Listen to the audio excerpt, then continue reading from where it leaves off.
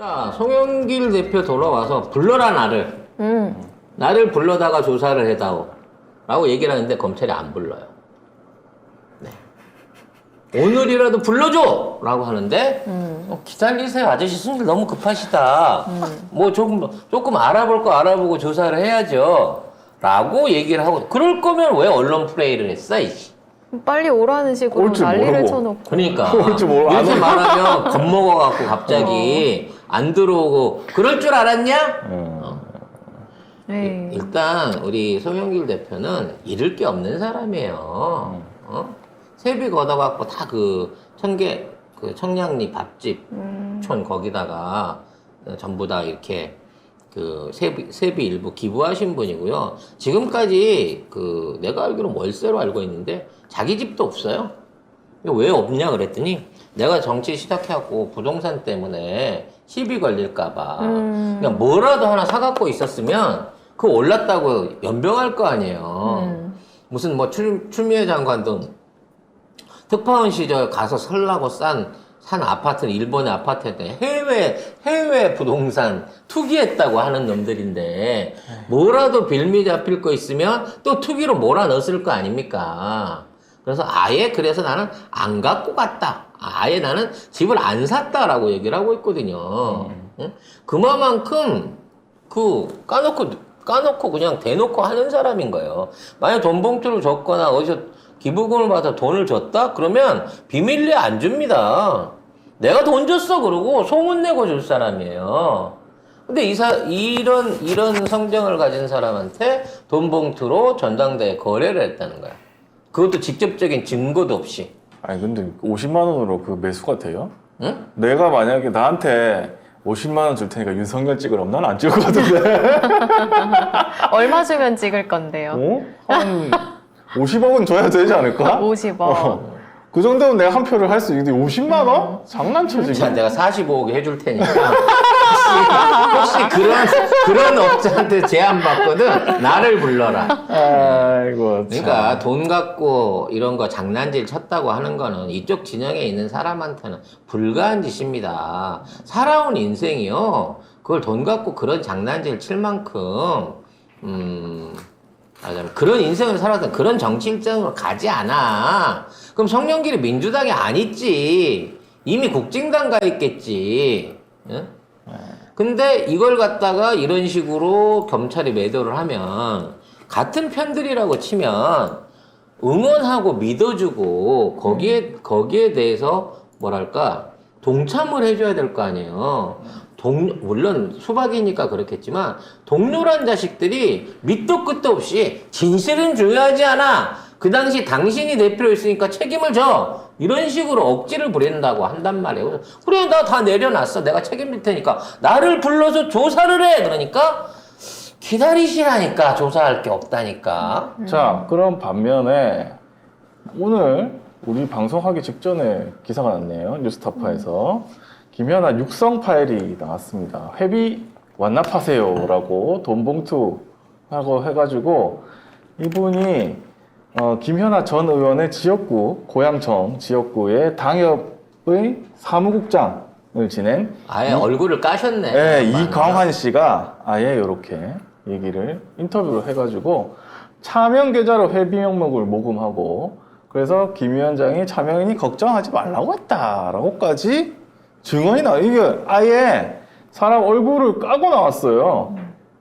이미 본인 계좌 아닌 다른 사람 계좌로 돈을 받으면 이 자체가 불법입니다. 정치인은. 뭐 마누라 이름을 받든 누구 이름을 받든 다 불법인 거야. 따져놓고 보면. 자, 정치자금법에 따라 선관위에 신고하지 않은 계좌로 후원금을 받으면 불법이다. 그렇습니다. 근데 심지어 밑에 같이 일하는 사람한테 걱정 마 차명 계좌니까 안심하고 받아도 돼라고 얘기를 하고 심지어 돈 안 넣는다고 확인 전화까지 해놓고 자기는 돈 받은 사실이 없고 다 허위 사실이래요. 그리고 회비를 현찰로 내면 직불로 표시를 했다. 뭐 이렇게까지. 그리고 돈봉투 상납한 날에 녹음된 음성 파일에는 1월 말까지 납부 마무리하세요 뭐 이렇게 돼 있습니다. 예. 뇌물도 이렇게 체계적으로 조직적으로 받아서 챙기면 저게 1월 말에도 내고 2월 말에도 내고 3월 말에도 내고 정기적으로 내는 상납금이 아닌가 싶은 생각이 들어요. 그리고 당협 사무실 임차 보증 등도 시의원이 대납을 했고 불법 정치 자금 의식 총액은 5,700만 원 정도입니다. 이것이야말로 매관매직이고 뇌물 아닙니까? 이게 사실이라면 돈 받고 공천해 준 거랑 똑같은 거예요. 저도 부끄러운 줄 알아서 어디 나가고 민주당 욕할 처지 아닌 거, 돈 봉투 욕할 처지 아닌 거고요. 그리고 동료 정치인 의원이라고 하는 놈들도 최소한 이거 문제 심각하다 그러면 이거 빨리 손절 안 치잖아. 그럼 네 밑에 있는 사무국장이 또 고발을 해. 왜?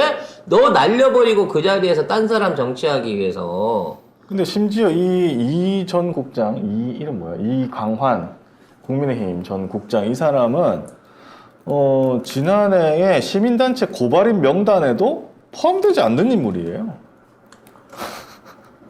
얼마나 경찰이 꼭꼭 숨겼으면 이러한 폭로나 이와 같은 증언을 했는데도 기록조차 안 남아있다는 거 아니에요. 그래서 자신한 거야? 그래서 김연아가 이 사건 조사를 받으면서 변호인 없이 조사를 받았대요. 뭔 자신감이야? 변호인 없이 조사받는 건 수상한 건데. 그렇지. 이거 어떻게든 덮어버릴 방법이 있다고 생각했기 때문에 변호인 없이 경찰 조사를 받았다는 거 아니에요. 저는 떳떳했다고 얘기하는데 경찰은 너 안 떳떳해. 검찰에 송치할 거야 라고 하니까 그 수사관들을 전부 다 해산을 시켜갖고 딴 부서로 보내갖고 새로운 사람들한테 다시 조사를 시켰어요. 뉴스타파, 그래서 시간이 더 걸린 거야. 뉴스타파 보니까 1년치 일반 운영위원은 1년치 회비가 120만 원, 현직 시의원은 200만 원인데 요것도 김현아 위원장이 정한 액수랍니다. 이거 뭐야? 교주야? 11조야? 구의원 얼마, 시의원 얼마, 뭐 이런 식으로 11조 거둔 거야? 그래서 이 전 국장이 회비 입금은 일종의 공천의 관문이었고 실제로 입금자 중 5명 이상이 국민의힘 소속 기초의원으로 공천받아서 당선됐다. 그러면 말을 했습니다. 입금하고 공천 못 받은 사람은 뭐야? 털린 거지 뭐. 털린 거지. 그 사람들이 혹시 고발한 거 아닐까? 증언을 쓰겠지. 나 돈 내고 공천 못 받았어요. 라고 증인 쓰겠지. 차명 계좌를 제공한 것도 A씨인데 A씨가 국민의힘 고양시 의회 의원입니다. 얘가 그 19살에 고양시 비례대표 의원 돼갖고 우리나라 최연소 의원 기록 세운 추소영. 그래요? 죄송합니다. 이름 못 외우는 거 아시죠? 댓글로 빨리 알려주세요.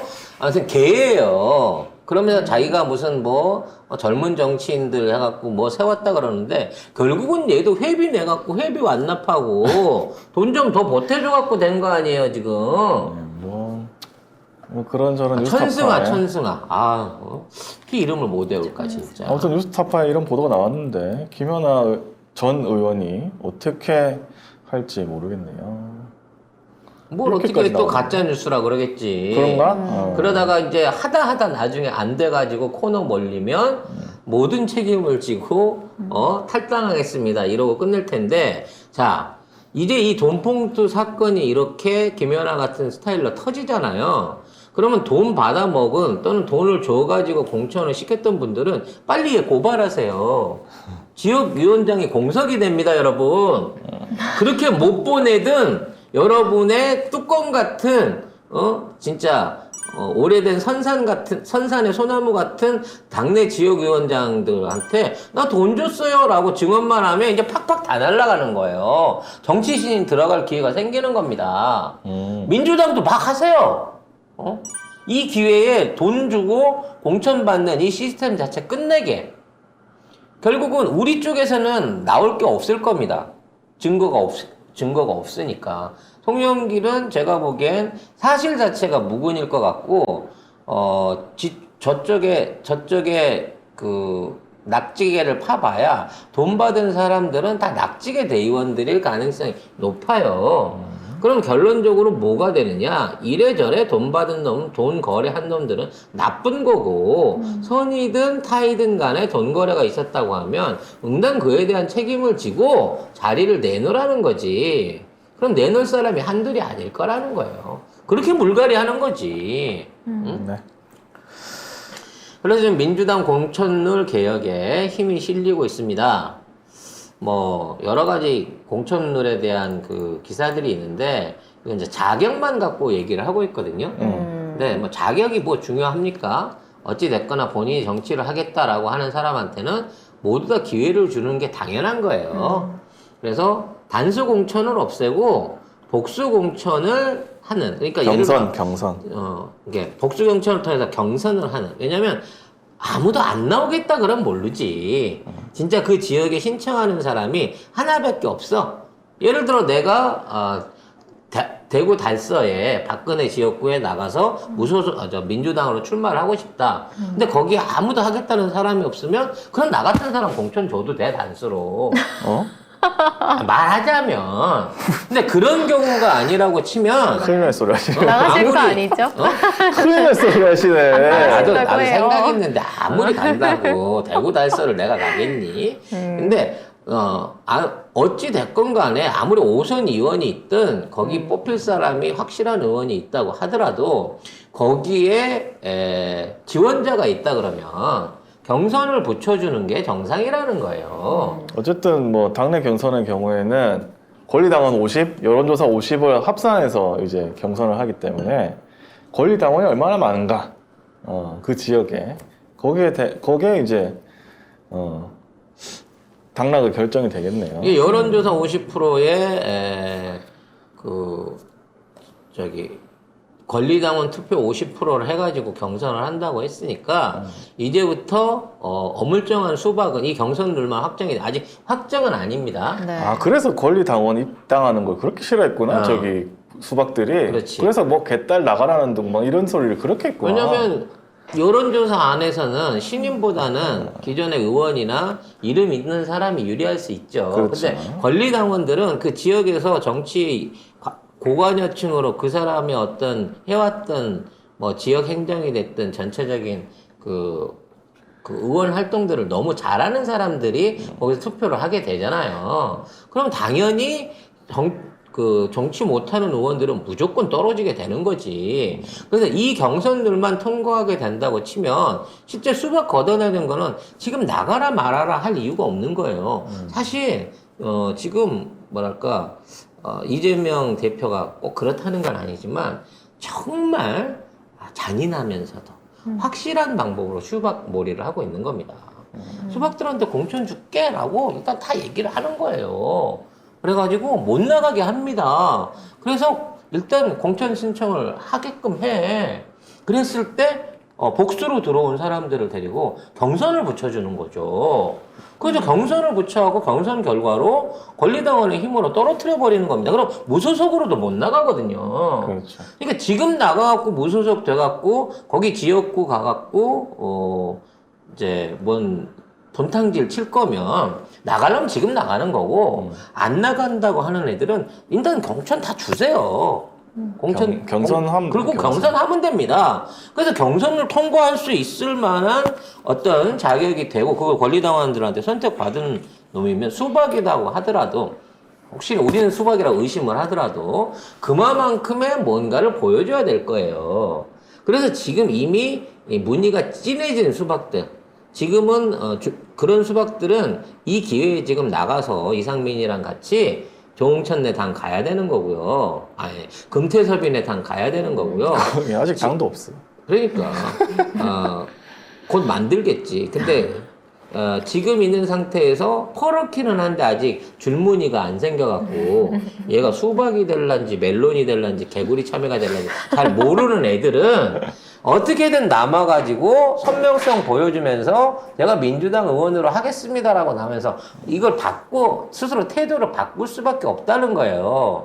그러려면 무조건 경선을 한다. 지원자가 있으면 경선을 하고 경선 룰에 투표 방식은 50대 50으로 한다는 지금 안만 통과하면 이게 다 해결되는 거예요. 근데 이게 당대표 그 최고위원회는 통과를 하겠지만, 이 전국위원회라고 이 수박 대의원들이 전부 다, 주를 이루고 있는 전국위원회에서까지 통과가 될지는 모르겠습니다만, 우리가 중요한 거, 투표를 행사하는 권리당원과 여론조사 50대 50으로, 경선, 이 공천 경선을 투표한다라는 이 룰만 가지고도 충분히 이제는 새롭게 개혁을 할 수 있을 것 같은 생각이 어차피 들어요. 이렇게 그전에도 이렇게 했대요. 그러니까 경선을 붙여가지고 하면 50대 50 했는데 그때는 권리당원이 적었으니까. 근데 이제 지금은 많아졌으니까 확실히 바뀔 것이다. 그래서 많이 당에 가입을 해야 된다. 그 이재명 의원이 하신 말씀이 있어요. 보통 그 지역구 하나에 당원들이, 권리당원들이 2,000명 수준밖에 안 된다는 거예요. 각 지역구로 따져놓고 보면. 물론 이제 서울이나 이런 대도시에는 많은 데도 있지만, 보통 일반적인 지역구 안에 2,000명 넘는 사람들이 없다는 거지. 그래서 지역 안에서 지역 권리당원 숫자가 늘어나게 되면 이분들이 사실은 정치 개혁을 할 수 있다는 거야.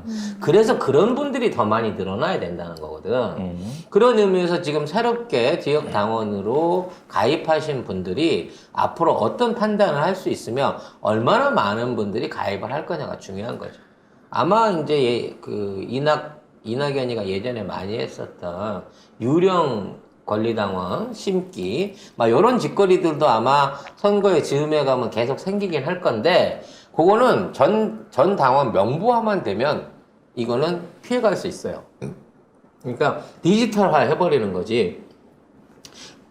들어오는 당원들을 전산화 해갖고 지역이라든지 이 활동 내력 같은 것들을 수시로 확인할 수 있게끔 하는 제도를 지금 플랫폼을 만들고 있잖아요. 지금 민주당 개혁 그 전체적인 전산 플랫폼을 아마 요게 완성되고 나면 당원들이 가입하기도 쉬워지고 더 많은 당원들이 들어오며 그 당원들을 활용한 일종의 투표 작업도 좀 수월해질 것으로 예상이 됩니다.